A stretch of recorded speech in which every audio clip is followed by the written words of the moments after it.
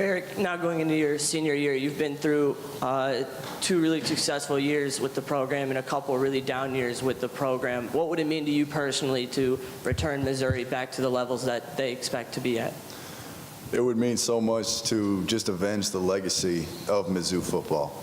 You know, there was so much leadership when I got here in 2013, so much pride and so much passion for Missouri football.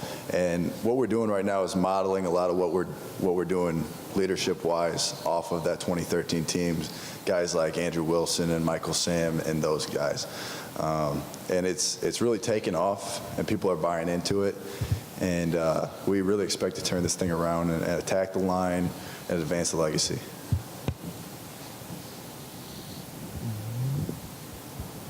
Let's go right side, front row.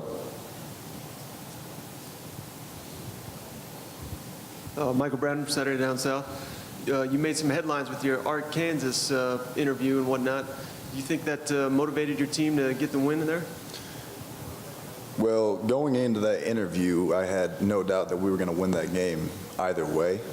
I don't think any outsiders really believed that we were going to win the game. So that was really more for show, I guess. But that rivalry is always going to be personal. People always are uncomfortable when things get personal. So why don't we just make it personal?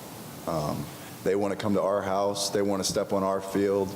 They want to run through the A gap. Well, you're going to get hit in the mouth. It's disrespectful to step on the field at the University of Missouri and think you're coming out with a win. Why did you have to apologize? I didn't apologize. Coach Odom apologized on my behalf. And Coach Bielema was actually he understood where it came from. And, you know, we're both extremely competitive. He's a great coach. You know, hats off to his staff and his team. You know, I have no doubt that they're a great team. It's just, you know, there's a conflict of interest. And I want what he has and he wants what I have. And, you know, when we step on the field with pads and shoulder pads and he puts his army out there and I put my guys out there, you know, things are going to go down. Let's go left side here, front row. Erica, Ben Baby from the Dallas Morning News. You talk like nobody else at Media Days has talked. Where does this confidence stem from? And what's the reaction you get when you say the things you do?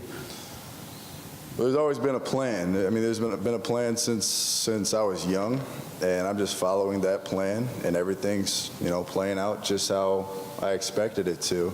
I said this before, but, you know, freshman year is just a little, I guess not so little freshman, and I expected to be here today.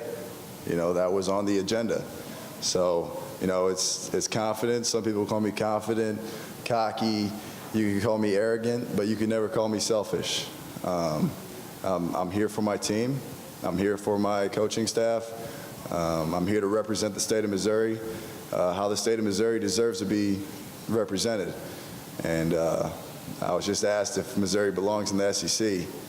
Dang right we belong in the SEC, and we've earned that respect.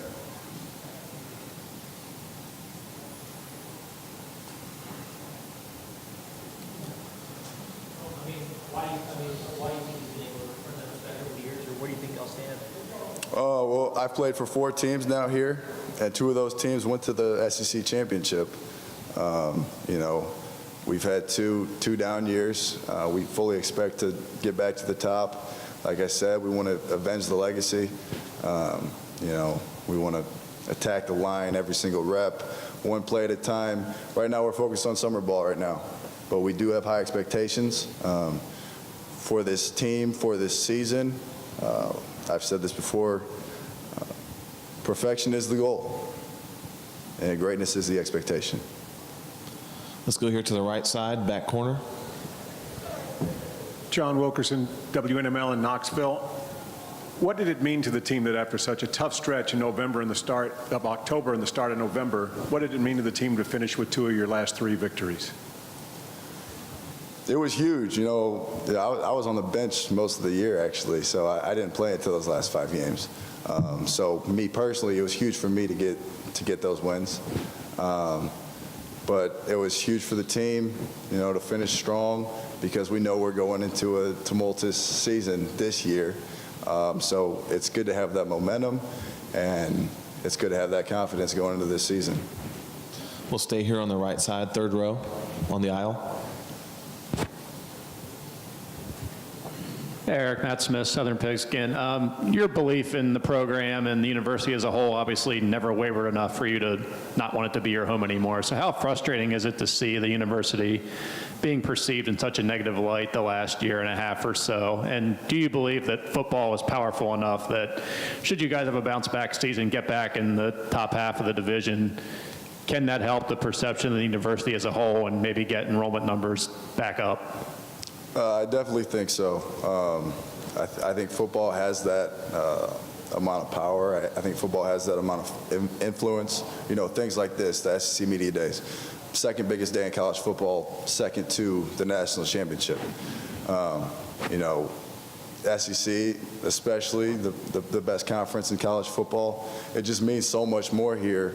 The fact that you guys are here, the responsibility that it carries playing in this league.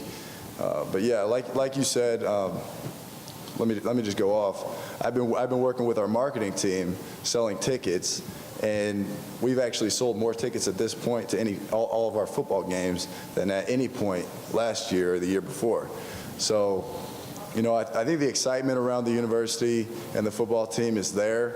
The enrollment numbers might not be there, but everyone's definitely excited for the football season. Let's go left side here, second row in the middle.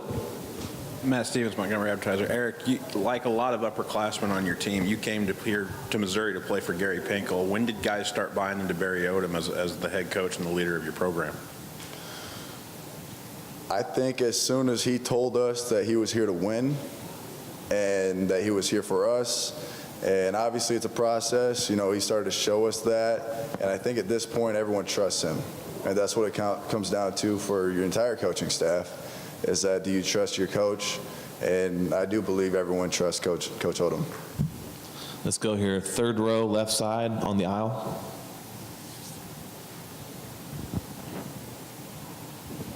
Kind of to follow up on that, there was a lot of shakeup on the defensive coaching staff a year ago. How are things now with another offseason behind? How is that dynamic between the defensive coaches? I don't think we've ever been closer. We've worked so much, behind the scenes on, getting as close as we possibly can, raising that competition, raising the expectation, holding team meetings, delegating power. The seniors have taken so much more of a leadership role this year than at any point last year. And we're taking ownership of this team, and that brings about accountability. And, the outcome of this season can rest on our shoulders. I'll take that because I do believe that this is going to be an incredible season. We have time for one last question. Front row here, left side.